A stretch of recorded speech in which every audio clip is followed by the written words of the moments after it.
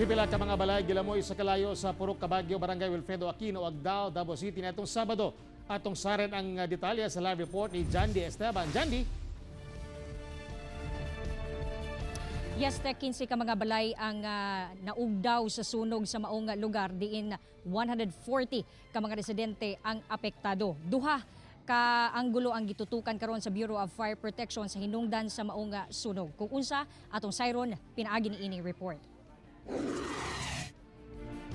Daw ginasundan og sunog ang pamilya ni Shirley Miguel. Gumikan sumala niya, bago pa gani daw sila nasunugan niadtong New Year sa nakalabayng tuig sa Marang Street, Barangay Wilfredo, Agdao, Davao City.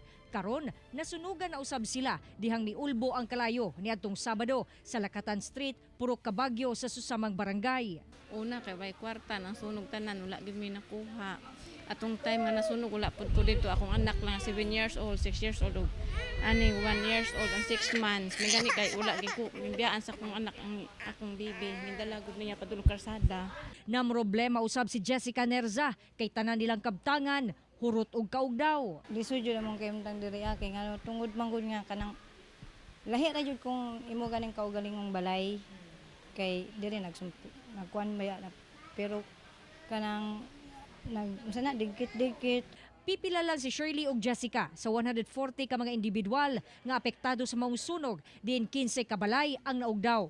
Ang mga nasunugan temporaryong nagtiner sa learning center sa usa ka non-government organization. Ang among nahatag nga tabang sa amo ang kaubanan sa council, ma'am, isa mga food packs, katong mga panginahanglan nila, mga habol o uban pang mga kagamitan nga panginahanglan sa mga nasunugan. Sumala sa Bureau of Fire Protection, duha ka anggulo ang ilang ginalantaw sa hinungdan sa sunog. Duna daw posibilidad nga dunay mga bata nga nagdula og kalayo, pero pwede usab daw kuno nga electrical short circuit. Gumikan ang mga linya sa kuryente sa maong balay, adunay mga substandard nga mga wirings.